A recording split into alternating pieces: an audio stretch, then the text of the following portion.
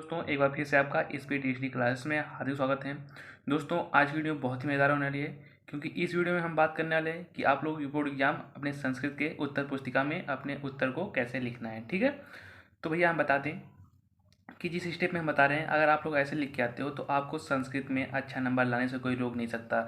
अगर आप लोग चाहते हो कि संस्कृत में अच्छा नंबर लाना, तो आप लोग वीडियो को पूरा देखना, और वीडियो पसंद आए दोस्तों वीडियो को लाइक कर देना। तो सबसे पहले बता दें दोस्तों, हमको ये समझना पड़ेगा कि आप लोग को संस्कृत में कितने क्वेश्चन देखने को मिलते हैं, तो कौन सा क्वेश्चन हमको करना होता है, कौन सा क्वेश्चन हमें छोड़ना होता है, सब उसके बारे में जानेंगे। फिर जाके हमको उसको उत्तर पुस्तिका में अपने कैसे लिखना है उसके बारे में डिस्कस करने वाले हैं। ठीक है, तो जैसे देखो हमने ले लिया, यहाँ पर देखो आपके लिए हमने लिया है 2 कॉपी। यहाँ पर जिस बच्चे ने आपका टॉप किया था यूपी बोर्ड एग्जाम में, अच्छा से अच्छा स्कोर लाया था, एक बच्चे ने 90% लाया था, एक बच्चे ने 92%। ठीक है, तो 90 और 92% वाले बच्चों की हमने कॉपी लेके आया, तो दोनों लोग से हमने लिखवाया। फिर जाके हमने बताया कि हमें अपने दोस्तों को बताना है कि वो यूपी बोर्ड एग्जाम में कैसे अपना अच्छा स्कोर कर सकते हैं। ठीक है, तो एक कॉपी ये है जिस बच्चे ने 92% पाया था, और एक ये हमारे पास है जिस बच्चे ने 90% पाया था। ठीक है, तो दोनों एकदम बिल्कुल अच्छे, और कैसे लिखें अब उसके बारे में डिस्कस करने वाले हैं। तो अगर आप लोग यही स्टेप फॉलो करते हैं तो आप भी एकदम यूपी बोर्ड एग्जाम में अच्छा से अच्छा स्कोर कर पाएंगे। ठीक है, तो आइए स्टार्ट कर लेते हैं। तो सबसे पहले आप लोग समझ लेना कि आपका क्वेश्चन पूछा कैसे जाता है। तो यहाँ पर हम देखेंगे, ये आप लोग सबको पता होगा कि यहाँ पे आपका जो रहेगा 20 नंबर, ये तो आपके ऑप्शनल रहने वाले हैं। ये सबको पता होगा कि 20 नंबर ऑप्शनल, तो ऑप्शनल के लिए आपको तैयार करना पड़ेगा, ज़्यादा से ज़्यादा आपको बहुविकल्पी प्रश्न पढ़ने पड़ेंगे। तो उसकी भी टेंशन लेने की कोई ज़रूरत नहीं है। अगर आप लोग को ऑप्शनल क्वेश्चन नहीं आता है तो हम भी करवा देंगे उसको। ऑप्शनल कुछ ऐसे क्वेश्चन बताएंगे जो आपको बोर्ड एग्जाम में बिल्कुल हूबहू देखने को मिलेंगे, तो ऑप्शनल वाली टेंशन मत लेना, उसको भी हम करवा देंगे। हम यहाँ से आपके खंड ब से बात करने वाले हैं, वर्णनात्मक प्रश्न। तो वर्णनात्मक प्रश्न को आपको कैसे करना है उसके बारे में डिस्कस करते हैं। जैसा कि आप लोग देखो, अब दिया गया निम्नलिखित गद्यांशों में किसी एक का संदर्भ सहित हिंदी में अनुवाद कीजिए। तो आप देख सकते हो कि यहाँ पर कि आप लोग डाल देंगे यहाँ पर खंड ब और प्रश्न उत्तर नंबर 1। हमें क्या करना था, संदर्भ, प्रसंग और अनुवाद। तो इस बच्चे ने क्या किया, संदर्भ आपको किस पाठ से लिया गया, आप बताओगे। प्रस्तुत गद्यांश हमारी पाठ पुस्तक संस्कृत गद्य पुस्तक संस्कृत के खंड का भारतीय संस्कृत कविगुरु कालिदास शीर्षक पाठ से लिया गया है, यानी कवि कुलगुरु कालिदास नामक पाठ से लिया गया है। अब इसके बारे में बता दिया, ये हो गया आपका संदर्भ। देखो संदर्भ से आपको 2 नंबर मिलना है, तो इसलिए संदर्भ को बिल्कुल गलत मत करना। फिर प्रसंग मतलब किसके बारे में हमें बताना है, तो प्रस्तुत गद्यांश में कालिदास की रचनाओं रघुवंशम मेघदूत की संवेदनशीलता के संक्षिप्त परिचय दिया गया है। यानी जो आपका प्रसंग है, यानी जो इसका व्याख्या करना है, उसको में हमें क्या दिया गया है, रघुवंशम और मेघदूत की संवेदनशील का संक्षिप्त परिचय दिया गया है। ये आपको बताया गया कि आपकी व्याख्या क्या करना है। ठीक है, अब अनुवाद आता है, तो अनुवाद के बारे में आप लोग समझ सकते हो कि अनुवाद जैसे देख लो, अब रघुवंशम में जैसे जो आपका जैसे दिया रहेगा, जैसे देख लो अभी ये आपका दिया है, वो ये आपका, अब इसके बारे में जो अनुवाद लिखोगे वही इसका संस्कृत का जो अर्थ होगा वही लिखना है आपको। तो आप बिल्कुल संस्कृत का अर्थ लिख देना। अगर आप लोग बिल्कुल ऐसे लिखते हो तो आपको यहाँ से 4 नंबर मिलने के चांसेस बहुत ज़्यादा बढ़ जाते हैं। देखो ये बच्चे ने कहीं गलती नहीं किया, एकदम साफ साफ शब्दों में एकदम अच्छे से समझाया है। तो आप लोग जितना अच्छे से एग्जाम को समझा पाओगे उतने अच्छे से आपका नंबर मिलने वाला है। तो इसलिए आपको कॉपी में कट नहीं करना है, और जितने आसानी से हो आपको एग्जामर को समझाते चलना है। ठीक है भैया, तो आपके वहाँ से पूरे नंबर मिल जाने के चांसेस बन जाते हैं। तो यहाँ पर आप लोग अगर ऐसा लिखते हो तो आपको पूरे टोटली आपके यहाँ से मिल जाएंगे टोटली 4 नंबर। ठीक है, बिल्कुल गलती मत करना, ऐसे बिल्कुल कहीं भी कॉपी में कट नहीं करना है।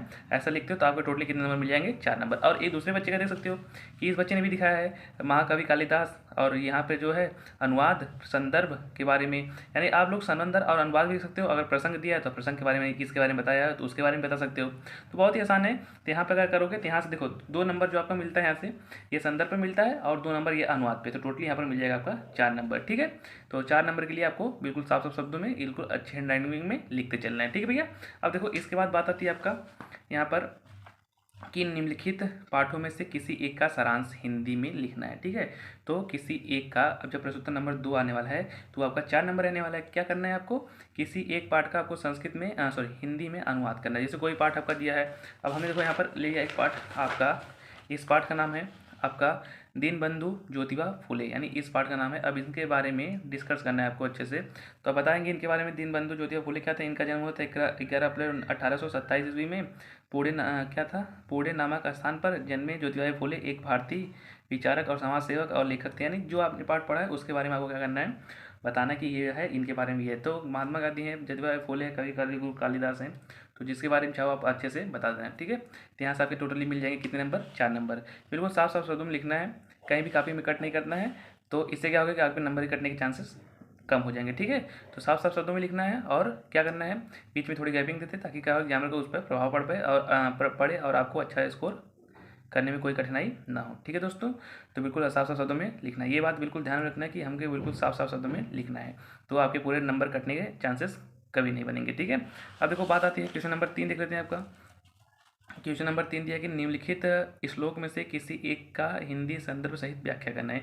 यानी एक श्लोक लिखना है और उस श्लोक का क्या करना है, हमें संदर्भ लिखना है और उसकी व्याख्या करना है। तो इसमें से जो आपको श्लोक 2 दिया रहेगा, 2 में से आपको जो आता रहेगा उसके बारे में आपको लिखना है। ठीक है, जैसे आप इसमें था आपका अगर पहला है तो पहला लिख दो, अगर दूसरा है तो दूसरा लिख दो। ठीक है, इधर देख सकते हो कि हमने लिया है यहाँ पर प्रश्न उत्तर नंबर 3। मान लो हमें पहला रहा था तो यहाँ पर 3 का क डाल देंगे, अगर खा आ रहा था 3 का ख डाल देते हैं। अब बताओ उस संदर्भ मतलब जो आपका सूक्ति दी रहेगी, यहाँ पर देख सकते हो, यानी सूक्त कहाँ गया आपका, यहाँ से संदर्भ सहित व्याख्या श्लोक का। तो जो श्लोक रहेगा आपका उसको लिख लेना, उसका संदर्भ यानी किस पाठ से लिया गया है और पाठ का क्या नाम है उसके बारे में। तो वहाँ संदर्भ से आपके नंबर मिलेंगे और संदर्भ के बाद आपके जो वहाँ पर लिख रहेंगे आप क्या था ये वाला, इसका अर्थ, आपका संदर्भ, प्रसंग और साथ ही उसकी व्याख्या है। तो तीनों पर आपके नंबर मिलने के चांसेस ज़्यादा बन जाते हैं। तो क्या करना है आपको, उसका संदर्भ लिखना है, प्रसंग लिखना है और व्याख्या, तब वहाँ से आपके कितने नंबर मिल जाएंगे, टोटली 4 नंबर। तो ये बिल्कुल यहाँ से आपके जो टोटली पहले क्वेश्चन आपको देखने को मिल जाएंगे, यहाँ से 2 क्वेश्चन और यहाँ पर देख सकते हो पहला क्वेश्चन और दूसरा क्वेश्चन और तीसरा क्वेश्चन। अगर आप लोग इतना कर लेते हो तो यहाँ से आप खुद देख सकते हो कि सब 4-4 नंबर क्वेश्चन है, तो यहाँ से बहुत ज़्यादा नंबर कवर होने वाले, तो इसको आप लोग को छोड़ना नहीं है। श्लोक और हिंदी में अनुवाद और साथ ही संस्कृत का अनुवाद, तीनों को करते चलना है। ठीक है, अब इसके बाद बात आती है आप लोग निम्नलिखित सूक्तियों में से किसी एक का संदर्भ और सहित हिंदी में व्याख्या करना है। यानी सूक्ति आपको लिखना है, उसका संदर्भ सहित क्या करना है, व्याख्या। तो अब देखो जैसे हमने उठा लिया प्रश्न नंबर 4 है, अब हमारा क्या था, इसमें सूक्ति लिखना था और उसका व्याख्या करना था। तो पहले बताना है कि सूक्ति किस पाठ से लिया गया है, उसके लेखक कौन है, फिर जाके आपको वो करना है कि उसके हिंदी का अर्थ बताना है। जैसे अब हमने उठा लिया प्रस्तुत सूक्ति हमारी पाठ्य पुस्तक संस्कृत के पद्य खंड काव्यूषम के लक्ष्य वेदा परीक्षा नाम शीर्षक नाम पाठ से लिया गया है, तो इसके बारे में बता दिया आप। अब इस पाठ के बारे में क्या हुआ था प्रसंग में, यानी इसमें डिस्कस जो आपका सूक्ति दिया है उसमें किसके बारे में डिस्कस हुआ है, तो उसके बारे में बताएंगे। तो उसमें जिसके बारे में डिस्कस रहेगा तो उसके बारे में हम बता देंगे कि हाँ भैया देखो यहाँ से इसके बारे में डिस्कस किया गया है, तो उसका हम व्याख्या कर देंगे। ठीक है, अब देखो प्रस्तुत सूक्ति में युधिष्ठिर गुरु द्रोणाचार्य से कहते हैं, क्या कहते हैं भैया, कि वह युधिष्ठिर गुरु द्रोण से बोले कि मैं इस वृक्ष को देख रहा हूँ। ठीक है, तो जो है क्या नाम था, द्रोणाचार्य अपने शिष्यों से पूछ रहे थे, उसी का वर्णन किया गया, तो वो आपका हो जाएगा प्रसंग के अंदर। ठीक है, अब व्याख्या यानी जो आपका मतलब दिया रहेगा पैराग्राफ, उसका व्याख्या क्या बनता है, तो व्याख्या जो बनेगा उसके हिसाब से लिख देंगे। अगर आप लोग ऐसा करते हो, संदर्भ, प्रसंग और व्याख्या करते हो, तो वहाँ से आपके नंबर कटने के चांसेस नहीं बनते, तो पूरे नंबर मिल जाएंगे। ठीक है, और फालतू आपको कुछ भरना नहीं है, जितना पूछा गया है बस उतना ही भरना है और आपको बाहर से कुछ नहीं भरना है। ठीक है, जितना अर्थ पूछा गया है सूक्ति का उतना ही लिखो और ज़्यादा अपने से कुछ पढ़ा चढ़ा के लिखने की कोई ज़रूरत नहीं है, क्योंकि आपको जानते हो टोटली 4 नंबर मिल जाने हैं। तो संदर्भ पे 2 नंबर मिल जाएंगे, 2 नंबर व्याख्या पे मिल जाएंगे, तो इसलिए आपको जितना अच्छा हो सके संदर्भ लिखना है और उतना ही अच्छा क्या करना है, व्याख्या करना है। ठीक है, तो वहाँ से आपके नंबर कटने के चांसेस नहीं बन पाएंगे। ठीक है, अब देखो अगर आप लोग इस तरीके से लिखते हो, एक तरीका और है, ये देखा आपने, इसने भैया भी लिखा था। अब इसने लिया था 2 पाठ का नैतिक मूल्यांकन के बारे में, अब उसके बारे में। और हाँ एक दोस्तों एक चीज़ और याद रखना, अगर आप लोग किसी भी पाठ के बारे में लिख रहे हो तो जितनी अच्छी हेडिंग बना के लिखोगे उतने अच्छे नंबर मिलने के चांसेस बन जाते हैं। तो इस बच्चे ने इसका नंबर ज़्यादा चांसेस पाने का इसका कारण ये था कि इन्होंने हेडिंग बना के लिखा था और हेडिंग बनाने से इसका नंबर अच्छा उठा। ठीक है, तो आपको हेडिंग बनाते चलना है, जितना हो सके आप लोग अगर हेडिंग बना के चलते हो तो आपके नंबर कटने के चांसेस नहीं होते हैं। देखो अब इसने बच्चे ने हेडिंग बनाया, अब क्या पता इस पर 2 नंबर मिल जाए और इस पर 2 नंबर मिल जाए, टोटली कितने नंबर मिल जाएंगे, 4 नंबर। तो एक बात याद रखना है, जब आप किसी भी लॉन्ग क्वेश्चन को करते हो तो उसमें ज़्यादा से ज़्यादा हेडिंग बना के करो, अगर अच्छा नंबर उठाना चाहते हो तब। ठीक है, तो जितना भी लॉन्ग क्वेश्चन है हमें क्या करना है, हेडिंग बना के करते रहना है। अब देखो भैया इस भैया ने भी लिखा है, अब श्लोक है, श्लोक के बारे में आपका श्लोक क्या पूछा गया था, यहाँ से यहाँ तक, इसके बारे में बता दिया भैया ने। फिर संदर्भ के बारे में बताया कि प्रस्तुत श्लोक महर्षि वेदव्यास द्वारा रचित महाभारत के लक्ष्य वेदा नामक पाठ से अवतरित है, उसके बारे में बता दिया, प्लस उसकी व्याख्या कर दिया। तो यहाँ से इसके नंबर कटने के चांसेस बनते ही नहीं, तो टोटली पूरा कितने नंबर मिल जाएंगे, 4 नंबर। ठीक है, यानी कितना अच्छा से आप एग्जामर को समझा पढ़ सकते हो और उसका एग्जामर पर क्या प्रभाव पड़ता है, तो उससे आपके नंबर कटने के चांसेस ज़्यादा बनते नहीं है। तो इसलिए आपको आसान, जितना आसान शब्दों में हो सके एग्जामर को समझाते रहना है, ताकि आप अपने नंबर को कटने नहीं देना है। ठीक है भैया, तो इसी तरीके से आप लोग कर सकते हो। फिर बात आती है प्रश्न नंबर 4 की। अब आपका जैसे सूक्ति दिया गया था, क्या सूक्ति दिया था उसको लिख दो। जैसे हमने ये संत वार्षणी जीवित, तो इसका सूक्ति दिया गया था। अब इस सूक्ति का संदर्भ यानी सूक्ति किस पाठ से ली गई है और प्रस्तुत सूक्ति मनुस्मृति मतलब जिस पाठ से लिया गया उसके बारे में, और पाठ का नाम, फिर आप लोग ये हो जाएगा क्या नाम था, संदर्भ, और संदर्भ के बारे में सूक्ति के बारे की व्याख्या जो होती है, क्या आपने जैसे सूक्ति है आप सूक्ति की जो व्याख्या कर दी गई भैया, और ये व्याख्या यानी देखो व्याख्या से आपके मिलने वाले 2 नंबर और सूक्ति से मिल जाएंगे आपके उसके प्रसंग और संदर्भ से 2 नंबर, तो यहाँ से आपके टोटली 4 नंबर मिल जाएंगे। अब देखो भैया यही दोनों काफ़ी है। इसके बाद अब देखो क्या नाम आता है क्वेश्चन नंबर 4 का। क्या है? 4 तो हो गया आपका सूक्ति। साथ ही 5वां देखो एक श्लोक का संस्कृत में अनुवाद। तो देखो इन दोनों भैया ने लिखा होगा यहाँ पर आपका संस्कृत अनुवाद। इन भैया ने देखो इस तरह से लिखा है कि संस्कृतार्थ मतलब आप लोग चाहो तो इन भैया की तरह देखो क्या था इसने, अगर चाहो तो एक लाइन दिखा देना कि इस श्लोक को पहले ऊपर लिख देना, फिर जाके उसका संस्कृत अर्थ लिख देना, तो आपके नंबर कटने के चांसेस नहीं बनते। तो आपके टोटली पूरा कितने नंबर मिल जाएंगे? 4 नंबर यहाँ से मिल जाएंगे। इस तरह देखो इस भैया ने भी दिखाया है, संस्कृत अर्थ लिख दिया, फिर उसके बाद उसका संस्कृत अर्थ में क्या बनता है उसको लिख दिया। कितने साफ साफ शब्दों में देखो, बीच में जहाँ आपके लाइन खत्म हुई है वहाँ पे क्या कर दिया, ये लगा दिया। फिर उसके बाद यहाँ पे लाइन खत्म हुई, फिर चिन्ह लगा दिए। तो ऐसा करोगे तो एग्जाम के ऊपर प्रभाव पड़ेगा कि हाँ एग्जामर को समझेगा कि हाँ बच्चे को लिखने के तरीका शैली पता है, इससे आपके नंबर कटने के चांसेस नहीं बनते हैं। ठीक है, तो सबसे ज़्यादा आपको लिखने की शैली के बारे में पता होना चाहिए कि हमको कैसे लिखना है और कितने शब्दों में लिखना है, तब जाके। और फालतू का देखो इसमें कुछ भरने की जरूरत नहीं, जितना अर्थ है आप लोग उतने लिखो और जितने नंबर का है आपको पूरा नंबर मिलेगा, आपको कटने के चांसेस नहीं बनेंगे। तो आप लोग देखो इतने ही लिखो, फिर अगर ये 4 नंबर का है तो 4 नंबर आपका मिल जाएगा। ठीक है, अब बात आती है प्रश्न उत्तर नंबर 6 की। प्रश्न उत्तर नंबर 6 क्या है आपका? किसी एक भैया का चरित्र चित्रण लिखना है। तो देखो प्रश्न नंबर जो आपका 6 है। हाँ, अब इन्होंने भैया ले लिया। अब जीमूत वाहन था जिसे आप लोग पढ़े हो केमिस्ट्री में, सॉरी आप लोग पढ़े हो संस्कृत में जीवित वाहन, तो जीवित वाहन के बारे में बता दिया। जीवित वाहन कैसा था हमने क्या बताया, जैसे ही आप लोग को लॉन्ग टाइप क्वेश्चन देखने को मिले आप लोग क्या करो कि हेडिंग वाइज बना के लिखो। तब जीवित वाहन के बारे में इन भैया ने दिखा दिया, जीवित वाहन क्या था, विनयशील था, चतुर था। फिर आप लोग को एक दो हेडिंग और पता है तो उसके बारे में लिख दो, तो यहाँ से आपके कोई भी नंबर कटने के चांसेस नहीं बनते हैं अगर आपने हेडिंग वाइज दिखाया है तब। ठीक है, तो टोटली आपके 4 नंबर यहाँ से मिल जाएंगे। और इस भैया का देख लेते हैं, इस भैया ने भी आपको देख सकते हो यहाँ पर कितने अच्छे शब्दों में जीमूत वाहन के बारे में, सॉरी जिसके बारे में इन भैया ने लिखा है, त्यागमय जीवन और निर्भीक जीवन, यानी एकदम बिल्कुल कितने साफ साफ शब्दों में देख सकते हो कि कितने लाइन छोड़ के कितनी गैपिंग कितने अच्छे हैं। नहीं कुछ साफ साफ शब्दों में इतनी अच्छी हेडराइटिंग में लिखा है तो भैया उनके नंबर कटने के चांसेस बनते कहाँ हैं? तो नहीं कटेंगे तो आपके पूरे नंबर मिल जाएंगे, तो आप लोग बोर्ड एग्जाम में अच्छा स्कोर कर पाओगे। तो मेरे भैया ध्यान देना, अगर आप लोग बोर्ड एग्जाम में अच्छा स्कोर करना चाहते हो तो आपको ऑप्शनल क्वेश्चन पर ज़्यादा ध्यान देना होगा। अगर आप ऑप्शनल क्वेश्चन जो 20 में से 20 करते हो तो आप लोग यूपी बोर्ड एग्जाम में अच्छा स्कोर करके आओगे, ये मेरी गारंटी है। लेकिन अगर आप लोग ऑप्शनल गलत करते हो तो आप लोग यूपी बोर्ड एग्जाम में अच्छा स्कोर नहीं कर पाओगे। तो जहाँ से ज़्यादा उम्मीद हो ऑप्शनल क्वेश्चन ज़्यादा से ज़्यादा कर लेना। ठीक है, अगर आप लोग लेसन पढ़े हो और सूक्ति पढ़े हो तो आप लोग आसानी से क्या कर लोगे, ऑप्शनल क्वेश्चन कर पाओगे। अगर आप लोग नहीं पढ़े हो तो फटाफट जाके वहाँ से पढ़ ले। ठीक है भैया, पढ़ लेने के बाद अब यहाँ पर आता है आप लोग हेडिंग बना के लिख सकते हो किसी भी लॉन्ग टाइप क्वेश्चन को। और याद रखना चाहे किसी भी सब्जेक्ट का हो आप लोग की, चाहे क्या नाम है इतिहास हो, चाहे आपका संस्कृत हो, चाहे आपका हिंदी हो, मतलब कुछ भी हो, अगर उसमें लॉन्ग टाइप क्वेश्चन देखने को मिल रहा है तो आप लोग हेडिंग वाइज बना के लिखो और साफ साफ शब्दों में, तो वहाँ से आपके नंबर कटने के चांसेस नहीं बनते। ठीक भैया, तो यहाँ से अगर आपने हेडिंग बना के लिखा है तो आपके नंबर टोटल तो मिल जाएंगे। ठीक है, अब देखो भैया बात आती है, इधर भी देख सकते हो कितने अच्छे शब्दों में। तो बताओ भैया अगर इस 4 नंबर के हैं और इस भैया ने इतनी अच्छी हेडिंग में लिखा है तो बताओ नंबर कटने के चांसेस बनते ही कहाँ हैं? अब भैया पूछा था 4 नंबर में, इस भैया ने लिखा है 5-6 हेडिंग, तो जब इसने इतनी अच्छी हेडिंग लिखी है और इतने अच्छे अच्छे शब्दों में तो बताओ नंबर कटने के चांसेस बनते ही कहाँ हैं? तो आपके टोटली पूरे नंबर मिल जाएंगे। ठीक है, अगर 4 नंबर का है तो 4 नंबर, अगर 6 नंबर का है तो 6 नंबर मिल जाएंगे। ठीक है, कहीं कटने के चांसेस नहीं बनते हैं। अब आपको देखो अगला क्वेश्चन स्टार्ट कर लेते हैं और खुद देख सकते हो यहाँ पर विनयशील कितना अच्छा लिखा है। अब ये क्वेश्चन यहाँ पर समाप्त होता है। तो यहाँ पर देखो आपका जो है क्या था, पात्र का जो चित्रण था 4 नंबर का। तो बताओ यहाँ पर 4 नंबर का था और इस भैया ने 6 हेडिंग लिखा। अगर वो सोचो कि एक नंबर पे एक हेडिंग पे 1 नंबर देता है तो 6 हेडिंग हो जाएगा, 6 नंबर बन जाएंगे। लेकिन क्वेश्चन है 4 ही नंबर का, तो जितना पूछा है उससे ज़्यादा लिखो ताकि आपके नंबर कटने के चांसेस नहीं हो। तो इसी रूल को अगर फॉलो करते हो तो आप लोग बोर्ड एग्जाम में अच्छा स्कोर कर पाओगे। ठीक है, तो ये हो जाएगा आपका करने का तरीका। अब देखो प्रश्न उत्तर नंबर 7 आता है। प्रश्न उत्तर नंबर 7 क्या पूछा गया है, किन्हीं 2 प्रश्नों का उत्तर संस्कृत में लिखिए। अब जो भी आपको पता होगा, जैसे रामनाथम एक रक्ता सुमेधा अदातत, मतलब जो उसके बारे में भी पूछा जाएगा आप लोग संस्कृत का अनुवाद कर सकते हो आंसर पे। इस यहाँ तो आपके फिक्स नंबर बनने वाले हैं। अगर आपने पार्ट को पढ़ा है लेसन को तो आसानी से क्वेश्चन को कर पाओगे। तो यहाँ तो आपके क्वेश्चन जो है फिक्स बन जाएंगे। तो यहाँ अगर 2 नंबर का है तो 2 नंबर मिल जाएगा। ठीक है, अब देखो प्रश्न उत्तर नंबर 8 क्या है, संधि विच्छेद करो भैया। तो अब जैसे तुम करोची, अब इसका संधि विच्छेद करना 8वां यही ना कह रहे थे, आपका क्वेश्चन देख सकते हैं यहाँ पर 8वां, निम्नलिखित शब्दों में एक का संधि विधायक सूत्र लिखिए। संधि विधायक सूत्र लिखना, जैसे त्वम केरोची का संधि विधायक सूत्र क्या बन सकता है, तो त्व का बन सकता है त्वम, और करोसी का करोसी, तो त्वम करोसी बन जाएगा। ये है संधि विधायक सूत्र। तो 1 नंबर का है तो आपका 1 नंबर यहाँ से मिल जाएगा बिल्कुल आसानी से।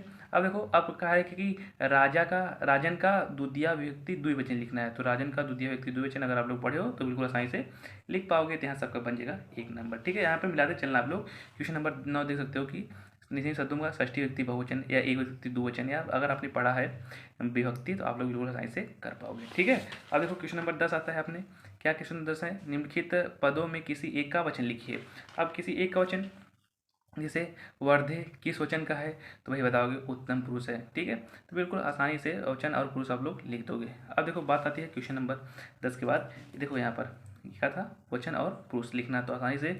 अब वो आसानी से किस पुरुष का किस वचन का है, तो आप लोग बिल्कुल साइंस से बता पाओगे। अगर आपने वचन और पुरुष पढ़ा है तो आप लोग बिल्कुल साइंस से कर पाओगे। यहाँ आपके फिक्स नंबर बनने वाले, तो आप लोग इसको ग्रामर पोर्शन को ज़्यादा से ज़्यादा तैयार कर लेना। ठीक है, और एक बात क्या हमने क्या बताया कि अगर आप लोग चाहते हो कि संस्कृत में अच्छा स्कोर करना, तो ये वाला जो आपका दिख रहा है यहाँ पर ऑप्शनल, आपका ऑप्शनल एक भी गलत नहीं होना चाहिए, ताकि आप लोग यूपी बोर्ड एग्जाम में अच्छा स्कोर कर पाओ।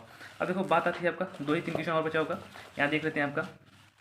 देखो क्या है 11, निम्नलिखित रेखांकित पदों में किसी एक का विभक्ति और सूत्र आलेख कीजिए। तो जैसे मान लो हम किसी एक विभक्ति को उठा लिए इसका, अब इसका सूत्र आलेख यानी सूत्र के बारे में, जैसे अवदाने पंचमी विद्यालय थे, पंचमी विभक्ति कौन सी विभक्ति है इसमें, उसके बारे में बताना है, और साथ ही आप लोग कर पाओगे आसानी से। अब यानी 2 किसमें, देखो आप लोग 2 को करना होगा, किसी एक विभक्ति का अगर 1 करना है तो 1 कर दो, अगर 2 का करना है तो 2 कर दो। यही आपका क्वेश्चन नंबर 11 में करना है। और 12 में क्या करना है कि निम्नलिखित में किसी एक का वाच्य परिवर्तन, तो वाच्य परिवर्तन है जैसे, अब वाच्य क्या होगा आपका, देखो यहाँ से अगर आप लोग करोगे ये वाला विभक्ति वाला, तो आप यहाँ से 2 नंबर कन्फर्म हो जाएंगे। ठीक है, अब देखो बात आता है क्वेश्चन नंबर 12 में वाच्य परिवर्तन करने, जैसे तुम गच्छसि, अब इसका वाच्य क्या बन सकता है, वाच्य परिवर्तन करो तो तुमया गमयते, ये हो जाएगा इसका वाच्य परिवर्तन। तो वाच्य परिवर्तन करने से भी एक क्वेश्चन नंबर रहता है, तो आप लोग उसको ज़्यादा से ज़्यादा दोहरा लीजिएगा। तो 1 नंबर बहुत इंपॉर्टेंट होने वाला है। अगर आप लोग बोर्ड एग्जाम में अच्छा स्कोर करना चाहते हो तो एक नंबर को आपको ध्यान रख के पढ़ना है। ठीक है, ताकि आप लोग बोर्ड एग्जाम में अच्छा स्कोर कर पाओ। तो यहाँ से आपके 1 नंबर मिल जाएंगे। ठीक है भैया, अब देखो 13वां क्वेश्चन क्या पूछा गया है। 13वां जो है आपके क्वेश्चन नंबर 6 नंबर का रहने वाला है, तो ये आपके गलत नहीं होने चाहिए टोटली। अगर आप लोग वीडियो में अच्छा स्कोर करना चाहते हो तो पहले लॉन्ग टाइप को क्वेश्चन को कवर करो, जहाँ से आपको एक भी नंबर गलत नहीं होना चाहिए। तो आपने देखो क्या दिखा अपना लॉन्ग टाइप क्वेश्चन ये है, संस्कृत में 3 वाक्यों का अनुवाद। तो अनुवाद बहुत ही जरूरी है 3 नंबर का, तो 3 नंबर बहुत ही ज़्यादा जरूरी है दोस्तों। एक नंबर जरूरी है, तो यहाँ 3 नंबर की बात है, तो 3 नंबर को हमें छोड़ना नहीं है। अब देखो प्रश्न नंबर 13 अनुवाद करना है, अयम गच्छामि, तो आपको अनुवाद करना आना चाहिए। ठीक है, अगर नहीं आ रहा है तो आप लोग फटाफट जाके सीख लीजिए, लेकिन अनुवाद करना आना चाहिए। लेकिन अगर आप अनुवाद करना नहीं आ रहा है तो आप लोग संस्कृत में अच्छा स्कोर नहीं कर पाओगे। तो इसलिए मेरी सजेशन यही रहने वाला है कि आप लोग ज़्यादा से ज़्यादा अनुवाद की प्रैक्टिस कर लीजिए। ठीक है भैया, तो यहाँ से आपके हो जाएंगे 3 नंबर क्लियर हो जाएंगे। ठीक है, अब देखो भैया बात आती है सबसे इंपॉर्टेंट क्वेश्चन जो होने वाला है बहुत ही मज़ेदार। सबसे ज़्यादा क्वेश्चन नंबर जो देने के जाने वाला है आपका 14 क्वेश्चन। क्या 14 क्वेश्चन है आपका, निम्नलिखित को 8 वाक्यों का एक संस्कृत निबंध लिखना है ना। जैसे आपको किसी को उठा लो, जैसे हमने उठा लिया, देखो यहाँ पर सदाचार है। अब सदाचार कितने नंबर का है, टोटली 8 नंबर का। तो 8 नंबर बनाने के लिए टोटली आपको कितना नंबर बनाना है, 8 नंबर। तो 8 नंबर बनाना है तो आप 8 से 10 लाइन लिख सकते हो। जैसे अब इस भैया ने लिखा कितना, 8 लाइन, तो देखो इस भैया ने लिखा है 8 लाइन, तो यहाँ पे 8 नंबर मिलने के चांसेस बन जाते हैं। लेकिन अगर हम एक भैया और दिखा दें, तो इस भैया ने देखो यहाँ पर लिखा है, आप देख सकते हो खुद, यहाँ पर इस भैया ने लिखा है अगर 8 नंबर का पूछा है तो इस भैया ने 10 लाइन लिख दिया है। तो अगर 8 का पूछा है नंबर का तो 10 लाइन लिखो, अगर 10 का पूछा है तो 12, यानी इतना लिख दो कि वो अगर नंबर काटना भी चाहे तो चाह के भी आपका नंबर काट नहीं पाए। तो इसलिए अगर ज़्यादा से ज़्यादा वाक्य आप लोग बना के लिखते हो तो आपके नंबर कटने के चांसेस नहीं बनते हैं। तो मेरे भाई अगर 8 नंबर का पूछा है तो आप 8 तो दिखाओ, साथ ही 1-2 और दिखा दो, ताकि अगर वो नंबर आपका काटना भी चाहता है तो आपका काट नहीं पाए और टोटली आपका 8 नंबर देके चला जाए। ठीक है, तो बहुत ही, अगर आप लोग चाहते हो बहुत ही अच्छा स्कोर करना, तो यही आपको रूल और नियम फॉलो करना होगा। क्या करना है, अगर वो 8 नंबर का पूछा है तो 8 से ज़्यादा दिखाओ, अगर 10 नंबर का पूछा है तो 10 से ज़्यादा दिखाओ। ठीक है, यही रूल अगर फॉलो करते हो तो आप लोग संस्कृत में अच्छा स्कोर कर पाओगे। ठीक है भैया, हम बता दें अभी तो असली मंजिल पाना बाकी है, अभी तो इरादों का इम्तिहान बाकी है, अभी तो तौली है मुट्ठी भर ज़मीन, अभी तौलना पूरा आसमान बाकी है। तो मेरे भाई अगर आप लोग चाहते हो यूपी बोर्ड एग्जाम में अच्छा स्कोर करना तो बिल्कुल मेहनत और लगन से लग जाओ। बस अपने दिमाग में बस एक ही चीज़ लाओ कि बस हमें पढ़ना है तो पढ़ना है। ठीक है, उसके सिवा और कुछ नहीं करना है। तब इसी स्ट्रेटजी को अगर आप लोग फॉलो करोगे तो आप लोग यूपी बोर्ड एग्जाम में अच्छा स्कोर करके आओगे। ठीक है, अब भैया देखो अब लास्ट क्वेश्चन बहुत ही मज़ेदार होने वाला है। क्या है, निम्नलिखित शब्दों में किन्हीं 2 शब्दों का वाक्य प्रयोग लिखिए। अब ये देखो वाक्य प्रयोग करना है तो वाक्य प्रयोग को आपको ज़्यादा से ज़्यादा प्रैक्टिस करना पड़ेगा। तो ये है आपका वाक्य प्रयोग, ये हो जाएगा आपका 2 ही को लिखना है, 2 ही नंबर का है, तो यहाँ से आपके 2 नंबर आसानी से क्लियर हो जाएंगे। ठीक है, यही स्ट्रेटेजी आपको फॉलो करनी है और ज़्यादा से ज़्यादा क्वेश्चन नहीं, जो आपके लॉन्ग टाइप क्वेश्चन है पहले उसको कवर कर लेना है। जैसे आप लोग निबंध हुआ, सूक्ति हुई, व्याख्या हुई, इन सबको पहले कवर कर लेना है, फिर जो आपका ग्रामर वाला पोर्शन बचता है उसको आप लोग लास्ट में कवर करते हैं। ठीक है, अगर आप लोग को अगर संस्कृत का टाइम टेबल बना के पढ़ना है तो देखो क्या करना, सबसे पहला काम कि आप लोग जितने भी पार्ट हैं पार्ट हैं उसको पार्ट वाइज डिवाइड कर लो कि हमें इतने सब दिन में इतने चीज़ को कवर करना है। ठीक है, अगर हम मान लो अभी आपका जैसे है 9 तारीख, ठीक है, अब 9 तारीख से हमें 15 तारीख के बीच हमें सूक्ति को कवर करना है। सूक्ति मतलब किसी भी सूक्ति को कवर करना है, फिर व्याख्या को कवर करना है। यानी अगर आप लोग ऐसे पार्ट वाइज बना के पढ़ते हो तो आप लोग को संस्कृत बिल्कुल आसान लगेगी। लेकिन अगर एक ही साथ पढ़ोगे कि सब व्याख्या, सूक्ति और निबंध सब एक ही दिन पढ़ना चाहोगे तो आप लोग बिल्कुल नहीं कर पाओगे। ठीक है, तो इसलिए मेरा सजेशन यही रहने वाला है कि आप लोग पार्ट वाइज किसी भी सब्जेक्ट को अगर पढ़ते हो तो पार्ट वाइज बना के पढ़ते चलो, जिससे क्या होगा, क्या आप लोग बोर्ड एग्जाम में अच्छा स्कोर करके आओगे। क्योंकि आप लोग जानते हो कि सब्जेक्ट बहुत ही ज़्यादा रहने वाला है, तो इसलिए पार्ट वाइज करोगे तो आपका कम हो जाएगा और बिल्कुल आसानी से वो तैयार हो जाएगा। ठीक है, तो दोस्तों अगर वीडियो पसंद आई हो तो वीडियो को लाइक कर देना और ज़्यादा से ज़्यादा शेयर कर देना, ताकि सभी बच्चे, मेरे सभी दोस्त और प्यारे भाई बहन जो इस वीडियो को देख रहे हैं वो वीडियो में अच्छा से अच्छा स्कोर करके आएँ। ठीक है, एक और मज़ेदार वीडियो के साथ मिलते हैं नेक्स्ट वीडियो में, तब तक के लिए आपका बहुत बहुत धन्यवाद।